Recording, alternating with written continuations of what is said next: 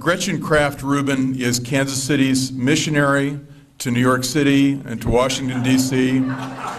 We are doing our best to civilize the further reaches of American land, and we've sent Gretchen off to do that, and she's done a great job of it. She's been an undergraduate and a law student at Yale, successfully completed there, became a law clerk to Sandra Day O'Connor, and as you know, Justice O'Connor is waiting for Gretchen to finish her book tour so that she can replace her on the Supreme Court.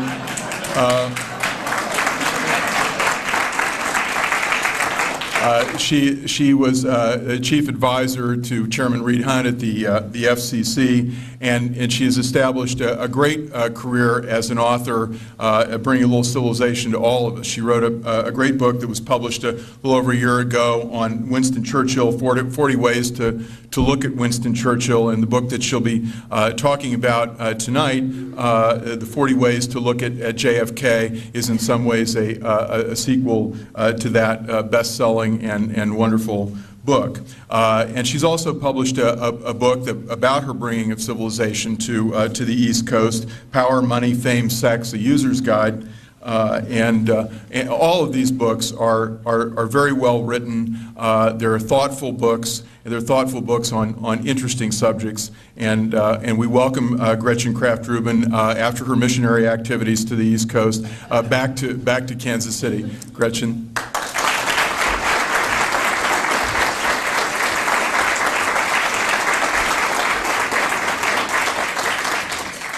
Well, certainly it's a tremendous delight to be here and at this gorgeous library and to see so many people, so I'm so thrilled to be here. And I was asked to start by talking a little bit about how I made the transition from being a lawyer to writing.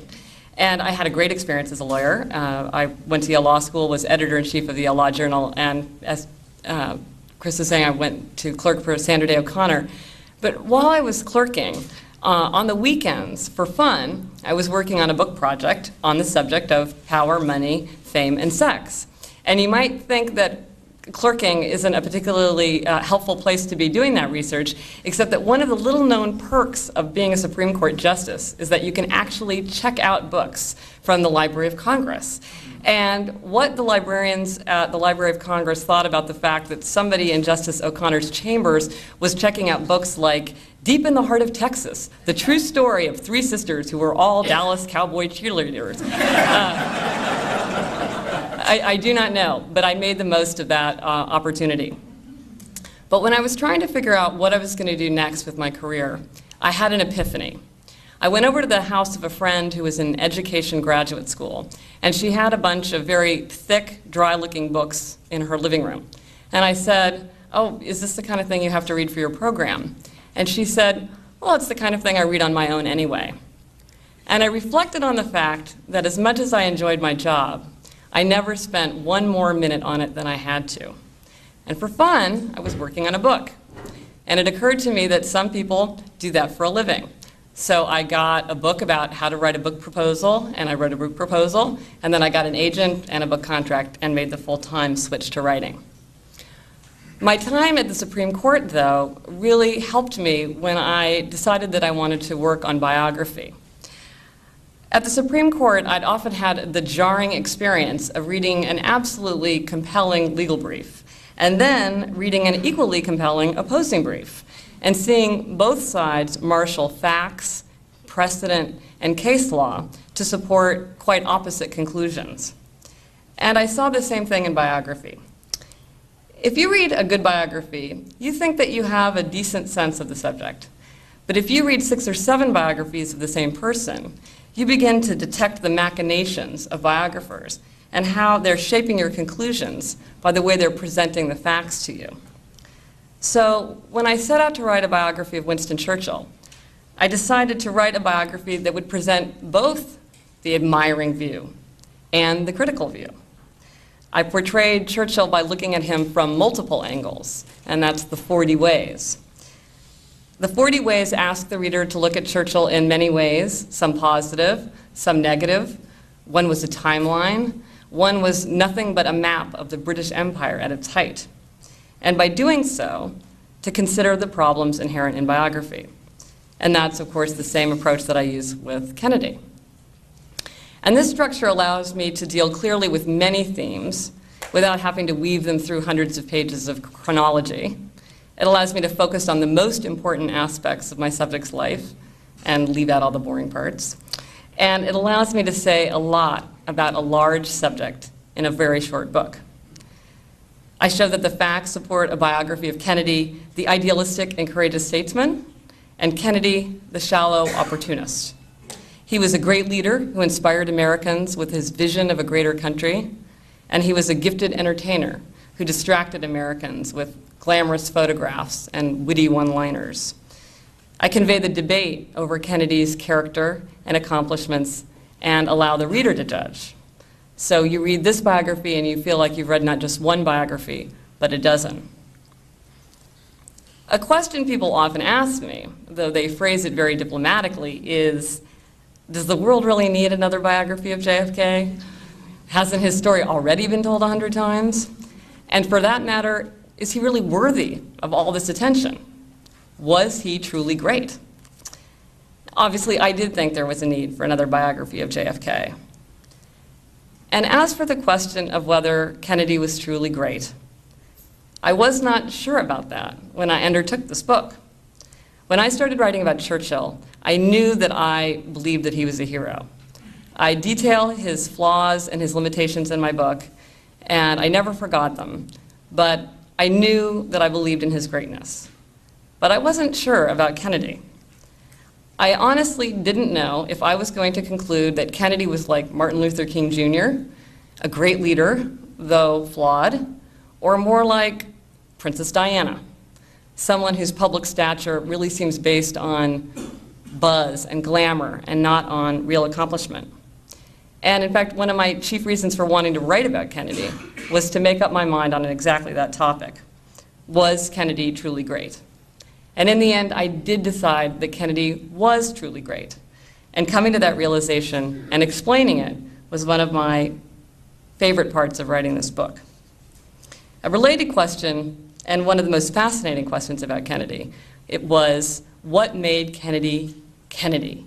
Why was it that, despite a presidency that lasted just 2 years, 10 months, and 2 days, George Bush has more time remaining in office than Kennedy had in office, and a presidency that took place more than 40 years ago, people still find him inexhaustibly fascinating. And although most scholars maintain that Kennedy's abbreviated presidency was unremarkable, the public disagrees. A 2004 Gallup poll ranked Kennedy as the second most outstanding president, and a 2003 Gallup poll showed Kennedy and Lincoln tied for first place. Kennedy's stature isn't a recent trend. A 1970 Harris poll showed that Kennedy was by far the most popular president, as did a 1983 Gallup poll. Kennedy was also enormously popular while in office. Early in his term, he had a higher approval rating than either Roosevelt or Eisenhower, which is astonishing when you think that he had barely defeated Richard Nixon in the polls not long before. And of all the presidents whose ratings have been measured, Kennedy still holds the record for the highest average approval rating at 70%. And JFK continues to hold unique stature. This is a copy of Newsweek magazine from earlier this year. It was a special edition that was prepared for the World Economic Forum at Davos. And the theme of this special issue is leadership. And to illustrate that theme, we have 3 pictures. Kennedy in the center supreme position, flanked by Churchill and Roosevelt.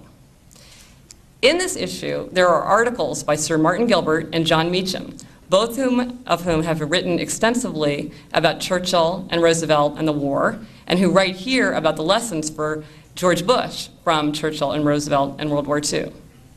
But there is nothing in the magazine about Kennedy. And yet, he's the one who's in the center on the front of the magazine. And we take this Kennedy phenomenon for granted because we're so accustomed to it. But why does the public seize on Kennedy with such fervor? This question, what made Kennedy Kennedy, wasn't a question that could be answered by gaining access to newly unclassified files or doing another round of interviews. It would require me to make sense of what was already known. Many argue that Kennedy's ideals, his eloquence, his goals account for the public's admiration. Others point instead to his glamour, his fortune, his wit, his public relations, his wife and family, his terrible death. And I decided to examine each of these factors in turn. I wanted to look at his father Joe's influence. And it's clear that at every step, Joe had an enormous impact on his son's career. To give you a sense of the intensity of Joe's involvement, here are just a few highlights. When Jack was writing his Harvard senior thesis, Joe was in London as ambassador to the court of St. James. Joe wrote letters to Jack that Jack used as a source of ideas and often quoted verbatim in the thesis. And when it was finished, Joe enlisted influential New York Times journalist Arthur Kroc to help get it published as a book. Joe played a big role in prodding Jack to get involved in politics. His first step was to identify a seat. After discovering that Congressman James Michael Curley had serious financial problems, Joe sent him $12,000 and promised him more financial support if he would leave his seat and run for mayor of Boston. And Curley did. That left open the 11th district seat in Massachusetts. 10 men ran for the open seat. The Kennedys offered the frontrunner, Mike Neville, a job for life if he would drop out. Another candidate was a man named Joseph Russo. Joe paid a janitor named Joe Russo to put his name on the ballot, to dilute the Joseph Russo vote. When Jack decided to run for Senate against popular incumbent Henry Cabot Lodge in 1952, Joe bought the Boston Post endorsement, then worth an estimated 40,000 votes, by promising the publisher a $500,000 loan. Now, Jack Kennedy was a master at using self-deprecating humor to take the sting out of criticism, and he often joked about his father's role. At the 1958 Gridiron dinner, he pretended to read a telegram from his father. "Dear Jack, don't buy a single vote more than is necessary. I'll be damned if I'm going to pay for a landslide." At a dinner in 1960, JFK said, "I announced earlier this year that if successful, I would not consider campaign contributions as a substitute for experience in appointing ambassadors. Ever since I made that statement, I have not received one single cent from my father." Jack Kennedy never denied his father's influence, and he was always grateful to his father. "He's the one who made all this possible," Jack Kennedy said, not long before he was assassinated. And just as Joe Kennedy was a huge factor in Jack Kennedy's triumphs, it's impossible to talk about his successes without detailing the contribution of his wife, Jackie. And it's astonishing to think that she became First Lady at the age of 31. And now she's considered an outstanding example of a First Lady. But at the time, Kennedy's advisors fretted over her. They thought she should be more political, or more homey, or less sophisticated. But Jackie paid no attention, and Kennedy didn't press her too hard to change. "A man marries a woman, not a First Lady," he said. "If he becomes president, she must fit her own personality into her own concept of a First Lady's role. People do best what comes naturally."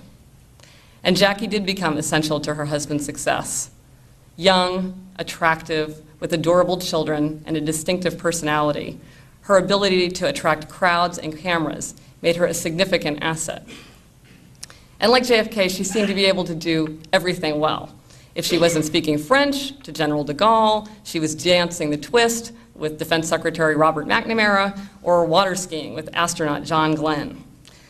On their famous trip to France, Kennedy said, "I do not think it altogether inappropriate to introduce myself to this audience. I am the man who accompanied Jacqueline Kennedy to Paris," and I enjoyed it. The chapters that discuss Joe and Jackie Kennedy are written in straight narrative form.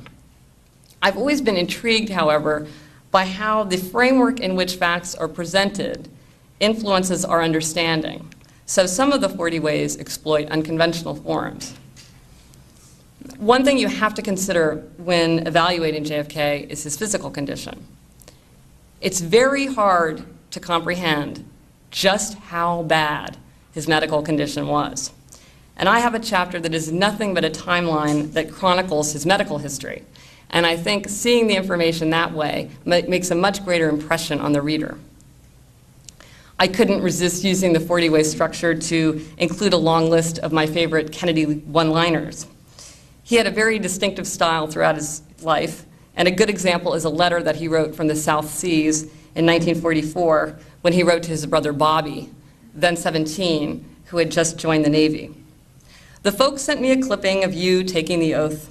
The sight of you there, just as a boy, was really moving, particularly as a close examination showed that you had my checked London coat on.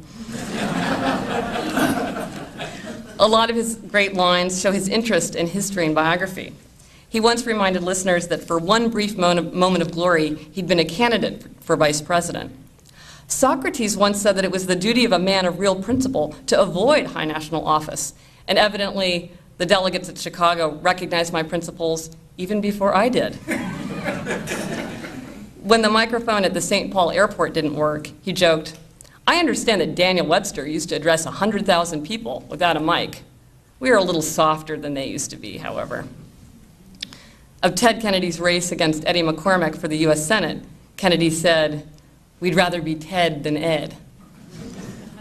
He once remarked of the peaceful civil rights sit-ins that it is the American tradition to stand up for one's rights, even if the new way to stand up for one's rights is to sit down. And I used an unusual structure in a chapter that I called Kennedy Revised, which sought to show how some of the myths that surrounded Kennedy were perpetuated. And in this chapter, I juxtaposed different versions of events, the version that was presented at the time and the version that emerged later when more facts came to life. So here's an account that was published in 1961. It's Teddy White's very famous Making of the President in 1960. For the crowds that erupted to greet Kennedy in the streets in the last few weeks of the campaign were and remain unbelievable. It was not their numbers that made them spectacular, but their frenzied quality. One remembers being in a Kennedy crowd and suddenly sensing far off on the edge of it a ripple of pressure beginning, and the ripple would grow like a wave until it would squeeze the front rank of the crowd against the wooden barricade, and the barricade would splinter. Then in 1971, Jerry Bruno and Jeff Greenfield published a book called The Advance Man, which was an account of the advance work that they did for the Kennedy presidential campaigns.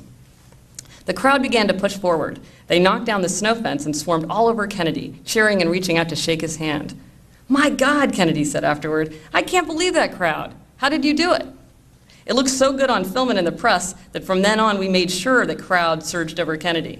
I'd have two men holding a rope by an airport or along a motorcade. Then, at the right time, they'd just drop the rope, and the crowds would rush close to Kennedy. And here's an account of Kennedy's his speed reading. A 1961 article called "The President's Voracious Reading Habits" was written by Hugh Sidey in Life magazine. Just how fast Kennedy reads has not been precisely determined, but his speed is at least 1,200 words per minute, and sometimes more than that. The average person reads 250 words per minute. Then in 1963, Hugh Sidey published a biography of called John F. Kennedy, President. Kennedy read from 1,200 to 2,000 words a minute, maybe faster when the going was light. Then in 1966, Kennedy's army buddy, Red Fay, published a memoir called The Pleasure of His Company. When I first came to Washington, my reading speed was about 400 words a minute. I took a speed reading course and got it up to about 800 words a minute with about 90% comprehension. But I knew that the president read about 2,200 or 2,400 words a minute with almost total comprehension. In his oral history at the Kennedy Library, Hugh Sidey admitted that he'd allowed Kennedy to negotiate for the 1,200 words per minute number. The Speed Reading Institute, where Kennedy had taken his course, couldn't confirm such a high rate of speed, and suggested that given that the average person reads 250 words a minute, 700 or 800 words was the likely estimate. "The president didn't like that one bit," said Sidey. After discussion, Sidey and Kennedy agreed that Sidey would report a reading speed of 1,200 words per minute. "I noted for months and years after," Sidey said, with an apparent lack of any feeling of responsibility, that this became the real gospel on his reading speed. As I said earlier, when I started working on the book, one of the main questions I wanted to answer for myself was whether Kennedy's stature is based on substance or on image. And many people argue that Kennedy's perceived greatness is just a matter of money, image making, and manipulation. And in fact, there are many instances where the facts were distorted in order to boost Kennedy's reputation. One example is the famous incident in the South Pacific in August 1943, when a Japanese destroyer rammed and split the small patrol torpedo boat Kennedy was skippering. Kennedy became a hero when he led his men to safety and kept them together until help arrived. What was largely overlooked, however, was the question of why a small, highly maneuverable PT boat was rammed by a Japanese destroyer. In all of World War II, that's the only time that that happened. And why the crew failed to notice a destroyer bearing down on them when other PTs had picked it up a mile or so distant was never fully explained. Kennedy himself later admitted that he hadn't known whether the Navy would give him a medal or throw him out. Kennedy admirers often point to the fact that he won the Pulitzer Prize in biography in 1957 for his book Profiles in Courage. In fact, his winning of the prize was questionable. Profiles in Courage hadn't ranked among the judges' 5 recommendations for biography to the Pulitzer Advisory Board. But in an unusual move, the board awarded it to Kennedy. Rose Kennedy acknowledged that it was the careful spade work on their father's part as to who was on the committee and how to reach such and such a person through such and such a friend that secured the Pulitzer for the Profiles in Courage. Rose recalled that Joe often said, "Things don't happen, they are made to happen." But the chief controversy isn't even about the awards process, but whether Kennedy actually wrote the book. It's clear he had the idea for the book and edited it and took responsibility for its content. But other people actually did the work of gathering the information and writing it down on paper. Of course, politicians often write books and speeches in this way, but the Pulitzer is a writing prize, and it was Kennedy who won the Pulitzer. Kennedy always insisted that he had written the book, but he made no drafts related to most of the book's material, and little of what he did draft made it into the final version. While the book was being written, he was very ill. He was recovering from 2 major operations and was hospitalized additional times, traveling in Europe, or making national appearances to raise his visibility in preparation for a presidential run. Ted Sorensen, by contrast, worked on the book full-time for 6 months, often for 12-hour days. But while it's easy to point out episodes where Kennedy took steps to manipulate his image, it's much harder to capture his extraordinary gifts. And it's clear that there was something absolutely extraordinary about Jack Kennedy. The fierce devotion and affection of his circle was one of the most striking facts about Kennedy. Presidents command loyalty, of course, especially from their advisors, but few inspired the intense love that Kennedy did. When he died, many members of his circle commented that they were more upset by his death than they had been by the death of their own fathers. A good example of the zealous devotion he inspired was after the assassination, Jackie called Teddy White to come to Hyannisport to talk about how Jack Kennedy should be remembered. That day, not only was there a near hurricane over New England, but White's mother was literally having a heart attack. White asked himself, "If the widow of my friend needed me and my mother needed me, what should I do?" And White made his decision, and he called periodically from the road to Hyannisport to check on his mother. And this was incidentally the meeting where Jackie introduced the idea of the Kennedy era as Camelot. Many of Kennedy's admirers were prominent people in their own right, often of enormous ego themselves. Men as diverse as John Glenn and Norman Mailer, Oleg Cassini and Robert Frost, David Ormsby Gore and Bobby Baker. With the public, Kennedy inspired surprisingly raw forms of worship. People struggled to get near him and often tried to kiss his hand. His barber was deluged with requests for locks of his hair. In imitation of his habits, cigar sales soared and hat sales fell. This was true all over the world. Irish cottages displayed pictures of the Sacred Heart, the Blessed Virgin, and President Kennedy. In remote villages in India, his picture was hung beside Gandhi and Nehru. When Kennedy visited cities in West Germany in 1963, the State Department's William Tyler observed that Kennedy's popularity went far beyond anything that could be accounted for by any act. And Kennedy didn't just inspire admiration, he actually stirred people to action.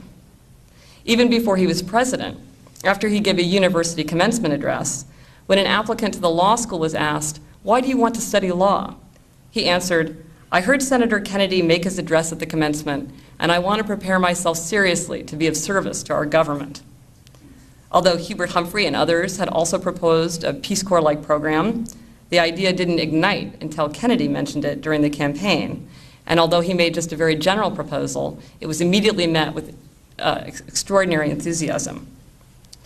Black Air Force veteran James Meredith was so moved by hearing Kennedy's inaugural address that the same night he wrote to Ole Miss for admission, the first step in a long struggle that would stand as a great civil rights landmark. Civil rights leader James Farmer reflected of Kennedy, "I adored how he had encouraged our movement by his rhetoric. Ask not what your country can do for you, ask what you can do for your country. Ah, what I can do for my country is to wipe out segregation," we answered. When Lewis Martin, Kennedy's one black advisor, told him, "Negroes are getting ideas they haven't had before," Kennedy asked, "Where are they getting them?" Martin answered, "From you. You're lifting the horizons of Negroes." Across the country, so many people took up Kennedy's challenge to march 50 miles that doctors' groups issued health warnings. Kennedy found his own powers unsettling. When he gave his famous Ich bin ein Berliner speech in 1963 to an adoring mass in West Berlin, the crowd's response was so fervent that he was first exhilarated, but then alarmed. The German chancellor was also troubled by the frenzy inspired by Kennedy. "Does this mean Germany can one day have another Hitler?" he asked. Kennedy's extraordinary influence showed in the world's response to his death. A Moscow reporter observed, "It was absolutely fantastic, the impact this assassination has made in the Soviet Union." In France, Charles de Gaulle said, "I am stunned. They are crying all over France. It is as though he were a Frenchman, a member of their own family." The American ambassador in Britain reported, "Great Britain has never before mourned a foreigner as it has President Kennedy. Many demonstrations of affectionate respect spring from the hearts of those who believe he might have become the creator of a new world order." Embassies in Africa, South America, Asia, and elsewhere reported an astonishing response to the news. So just what was it about Kennedy? He was the all-American hero, splendid, graceful, confident. He had a winning personal style, a rapport with reporters, and a glamorous life. He died a terrible death. But do we judge him to be truly great? And that was the question I struggled with as I was working on the book. And I came to feel that Kennedy was truly great, but I couldn't articulate for my satisfaction why I thought so. Then something Kennedy himself said made it clear for me. It seems like an unimportant sentence in what I consider to be the best speech he ever gave, the short, hastily prepared June 1963 TV address about civil rights that Kennedy made the night he forced George Wallace to yield to the court-ordered desegregation of the University of Alabama. In part, he said, "Today we are committed to the worldwide struggle to promote and protect the rights of all who wish to be free. And when Americans are sent to Vietnam or West Berlin, we do not ask for whites only. It ought to be possible, therefore, for American students of any color to attend any public institution they select without having to be backed up by troops. It is better to settle these matters in the courts than on the streets, and new laws are needed at every level, but law alone cannot make men see right. We face, therefore, a moral crisis as a country and as a people. It cannot be met with repressive police action. It cannot be left to increase demonstrations in the streets. It is time to act in the Congress, in your state and legislative body, and above all, in all of our daily lives. A great change is at hand, and our task, our obligation, is to make that revolution, that change, peaceful and constructive for all." And there's one sentence in that speech that made me realize what was truly extraordinary about Kennedy. Law alone cannot make men see right. Kennedy created the idea of John F. Kennedy, a man magnificent enough to capture the imagination of a people who wouldn't have attended to a more realistically portrayed leader. Bored with abstract concepts, the public needs a personality to dramatize them. And although this seems primitive, it's necessary.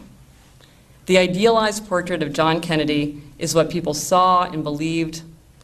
It's the reason that Camelot seems a fitting description. It fulfilled a desire that still exists. And although good looks, an interesting life, and a witty style don't seem substantial enough to account for the enormous regard for Kennedy, nevertheless, it's such superficial qualities that interest the public in more serious matters. The gift of image making, though often derided as mere public relations, is what permits great leaders to inspire trust, rally support, and sway public sentiment. When Kennedy said, "Ask not what your country can do for you, ask what you can do for your country," the whole world rose up to answer. Kennedy's glamour, heroism, and eloquence were the tools he used to rouse the country. But none of these elements, or even their combination, was enough to create a Kennedy. It was he who transformed them. He worked hard to create an image of John Kennedy, but images take their power from ideas, and the idea that stood behind Kennedy was excellence. Perhaps others helped write the words that he spoke and the books that he published, but they wrote those words for him, and only he made them possible and persuasive. Kennedy inspired people with a sense of hope and possibility, with a sense of the positive achievements of government, and with a standard of excellence.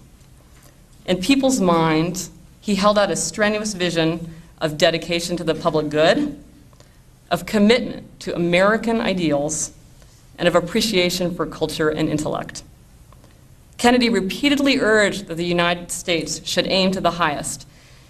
And in the first televised election debate with Nixon, he emphasized, "This is a great country, but I think it could be a greater country. And this is a powerful country, but I think it can be a more powerful country."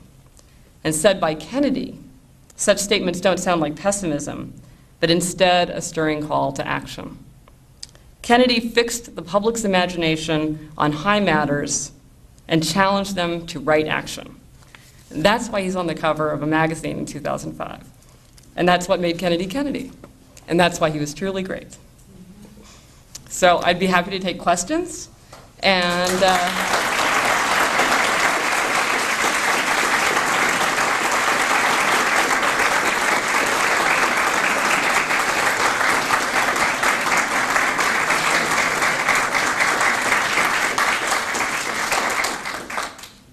yes.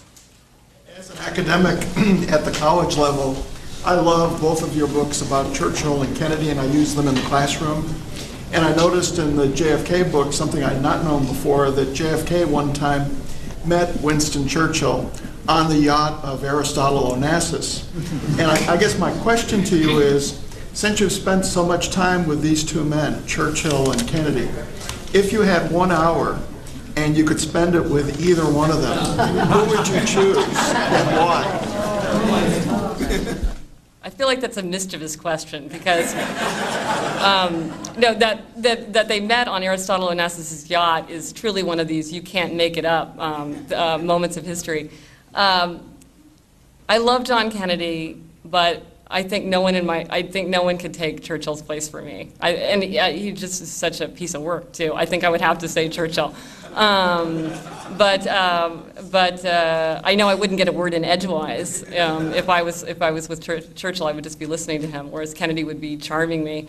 But they're both so fascinating. I mean, imagine what that meeting must have been like. And I know that Jack Kennedy was very disappointed in it. Churchill didn't pay very much attention to him, and of course he hated Joe Kennedy, who had tried as hard as he could to keep the United States out of the war. And Jackie needled Jack later, saying, "Well, you were wearing, a white dinner jacket. Maybe he thought you were the waiter." So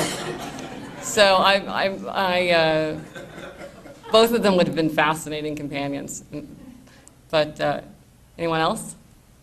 Yes? That same drive and that same energy that President Kennedy projected in his campaigns and his presidency, do you think that can be regenerated or that can be revived for our generation? I'm 32 years old, and President Kennedy died 10 years before I was born.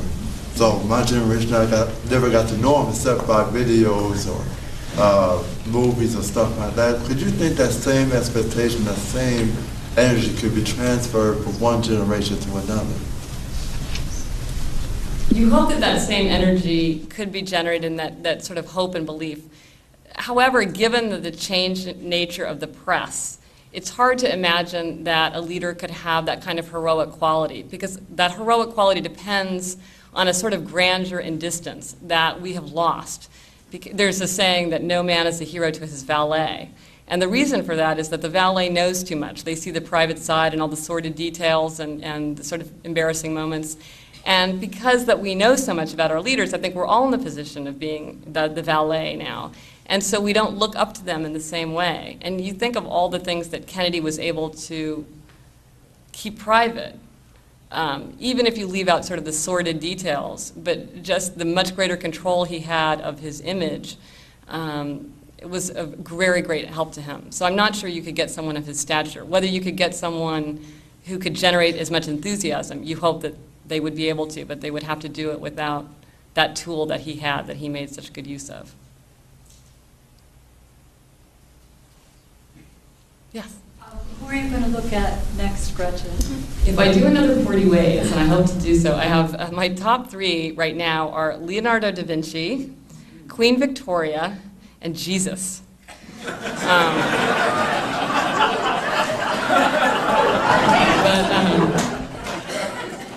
So I have to consult with my editor. I love hearing suggestions from people. So my website is just GretchenRubin.com. So if you have any suggestions for people, many people, of course, suggest Franklin Delano Roosevelt because he would so lend himself. He would almost have to be 80 ways to look at FDR. But those are my top choices now. It's such a flexible format. I really feel that there's a lot of people that would be really interesting to do. Some people have also suggested doing things like the Civil War, doing an event instead of a person. That would be interesting as well. Yes. During his campaign, Kennedy came to Kansas City and spoke here at the Municipal Auditorium, and there were a lot of people involved in that event.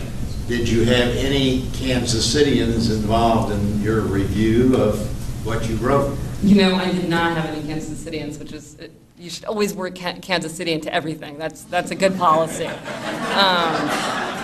And you know, with Winston Churchill, it was right down the street from my parents. It was Married Love right there. Every day I could walk by it. But I didn't. That's interesting that he came here. One thing that's interesting about Kennedy is everybody remembers where they were when they heard he was assassinated. But just as I've talked to people, people remember every encounter that they had with him. And maybe that's true of every president, but I'm not sure that I've been surprised by how people seem to have such crystal memories of every connection that they had from him, even, you know, dating back well before he was running for president. Yes?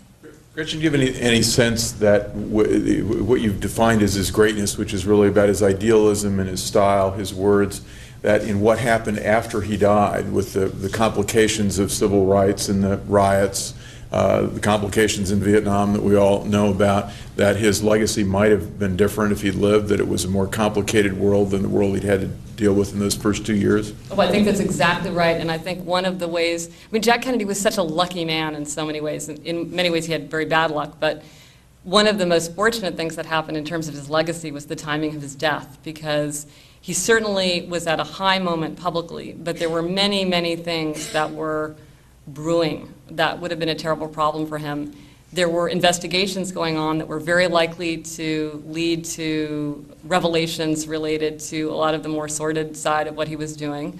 And Vietnam was becoming increasingly escalated, and it was hard to see where that was going to go. Even some argue that he would have tried to pull out of Vietnam, but how he would have done that would have been very difficult if he'd even sought to do that. Civil rights, the momentum was growing and the level of intensity was growing. And certainly by dying when he did, Kennedy is associated with the ideals, but without their negative consequences. So you think of standing firm for American ideals, but you don't think of the horrors of Vietnam. You think of, you know, the grandeur of civil rights, but you don't think about forced busing and riots. And so I think his legacy was very much, and also the fact that he didn't accomplish very much at all is excused by the fact that he wasn't in office for very long. But he didn't have a good grip on the Congress. He wasn't getting things done. The timing of his death explained all that. Yes? As you were getting to know JFK and to admire him, how did you feel about his treatment towards women? Well, you can't admire that about JFK. And I have to say, I was far worse than I had known before I got into the research. It's hard to imagine anybody behaving like that in the White House, where just even if the press isn't reporting it, just the number of people that are watching you and seeing what you're up to.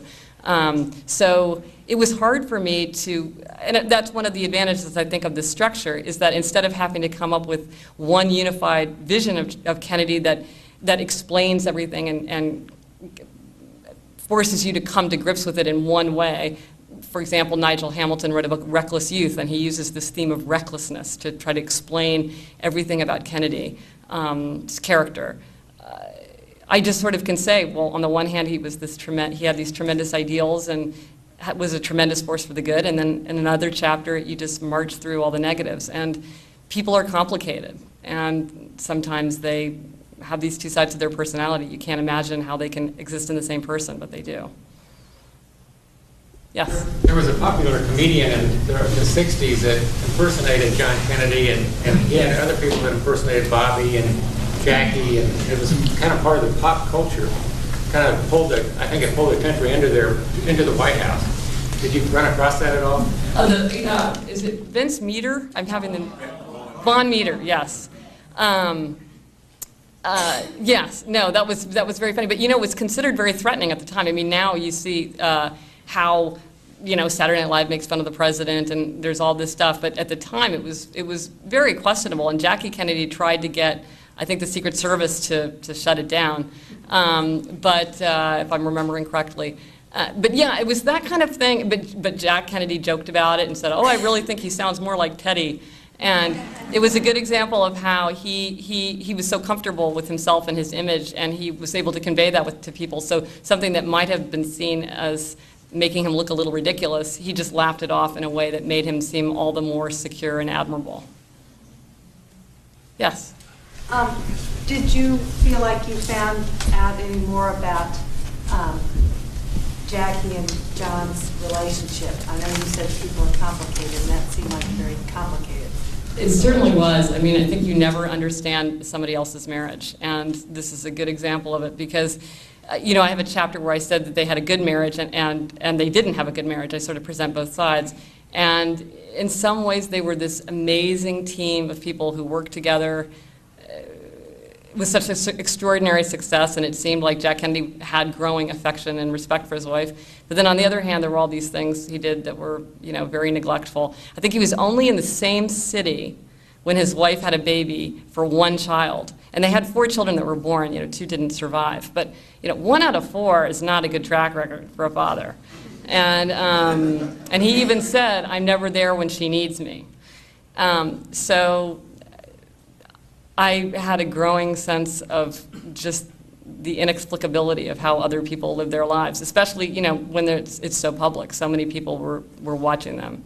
One thing that was very interesting to me was how smart Jackie Kennedy was. I hadn't realized that, but when you read her memos and what she did, I mean, it's extraordinary to think that she was 31 years old, and she came in and just did everything a different way in the White House and didn't listen to anybody's advice as much as they tried to boss her around.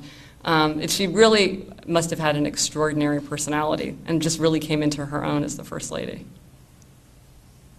Yes. There's a new book out, yet another assassination Yes. conspiracy. Yes, coming out next week. Plot, and all dealing with the Bay of Pigs and the mafia.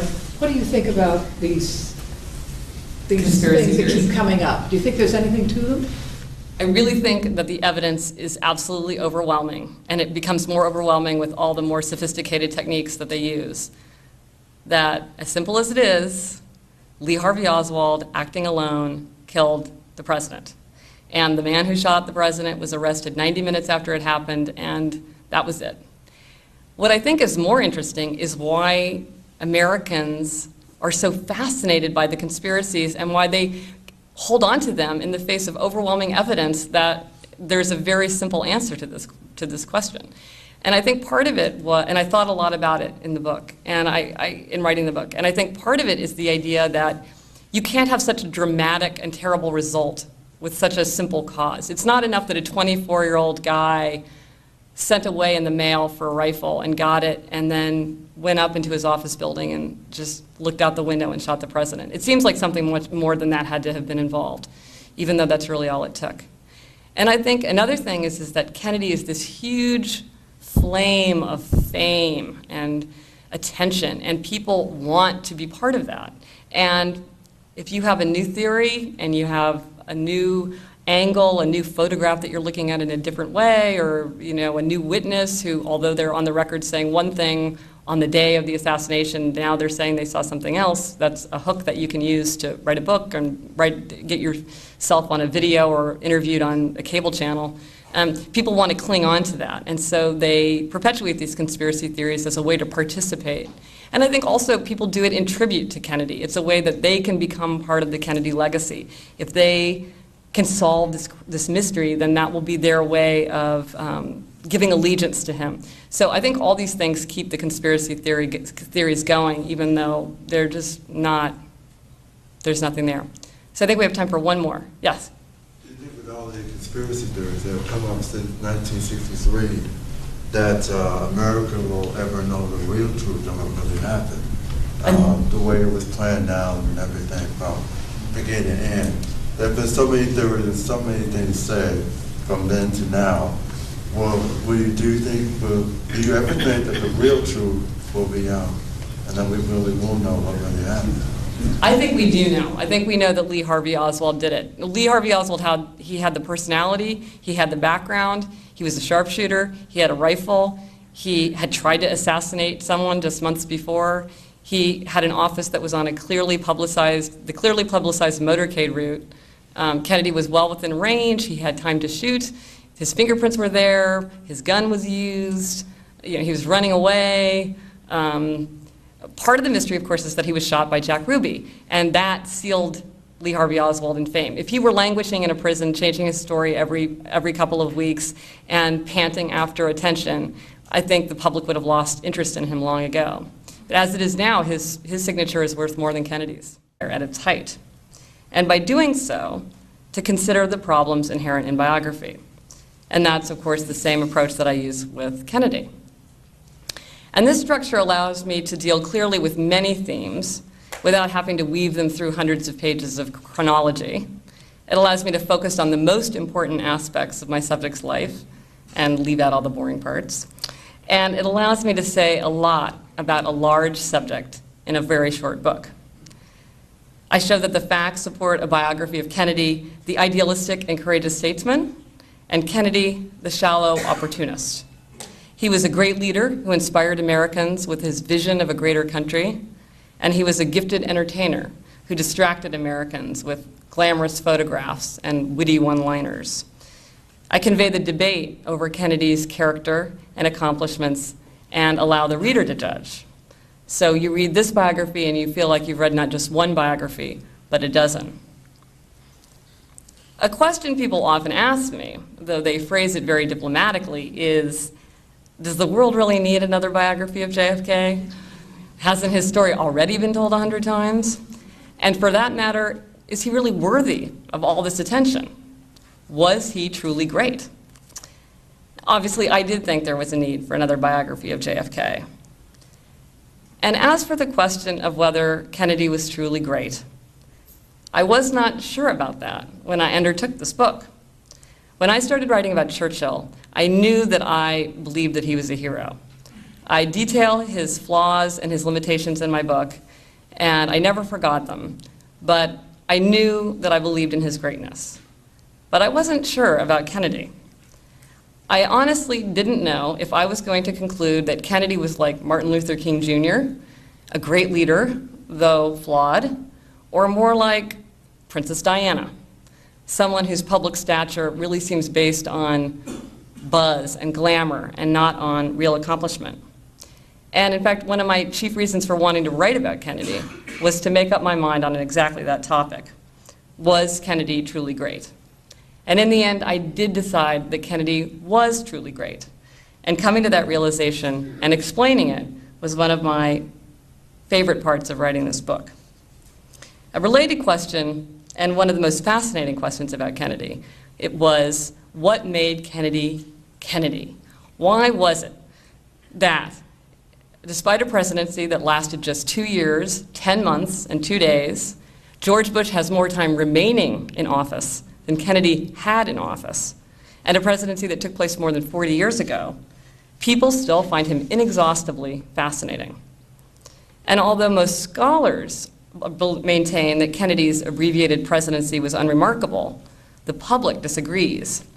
A 2004 Gallup poll ranked Kennedy as the second most outstanding president, and a 2003 Gallup poll showed Kennedy and Lincoln tied for first, my own anyway. And I reflected on the fact that as much as I enjoyed my job, I never spent one more minute on it than I had to. And for fun, I was working on a book. And it occurred to me that some people do that for a living. So I got a book about how to write a book proposal, and I wrote a book proposal, and then I got an agent and a book contract and made the full-time switch to writing. My time at the Supreme Court, though, really helped me when I decided that I wanted to work on biography. At the Supreme Court, I'd often had the jarring experience of reading an absolutely compelling legal brief, and then reading an equally compelling opposing brief, and seeing both sides marshal facts, precedent, and case law to support quite opposite conclusions. And I saw the same thing in biography. If you read a good biography, you think that you have a decent sense of the subject. But if you read 6 or 7 biographies of the same person, you begin to detect the machinations of biographers and how they're shaping your conclusions by the way they're presenting the facts to you. So when I set out to write a biography of Winston Churchill, I decided to write a biography that would present both the admiring view and the critical view.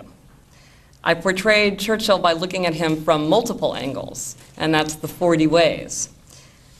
The 40 ways ask the reader to look at Churchill in many ways, some positive, some negative. One was a timeline. One was nothing but a map of the British Empire. Gretchen Kraft Rubin is Kansas City's missionary to New York City and to Washington, D.C. We are doing our best to civilize the further reaches of American land, and we've sent Gretchen off to do that, and she's done a great job of it. She's been an undergraduate and a law student at Yale, successfully completed there, became a law clerk to Sandra Day O'Connor, and as you know, Justice O'Connor is waiting for Gretchen to finish her book tour so that she can replace her on the Supreme Court.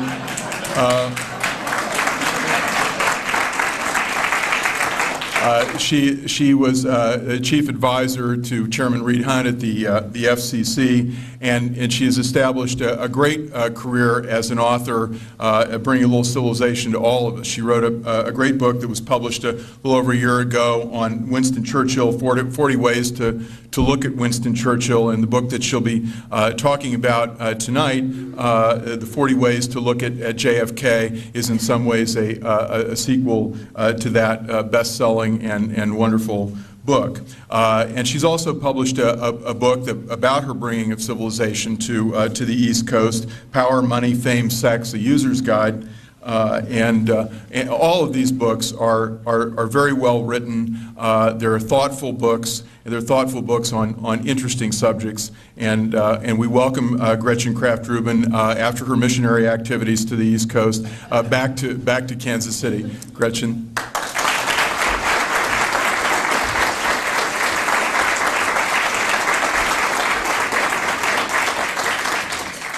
Well, certainly it's a tremendous delight to be here and at this gorgeous library and to see so many people, so I'm so thrilled to be here.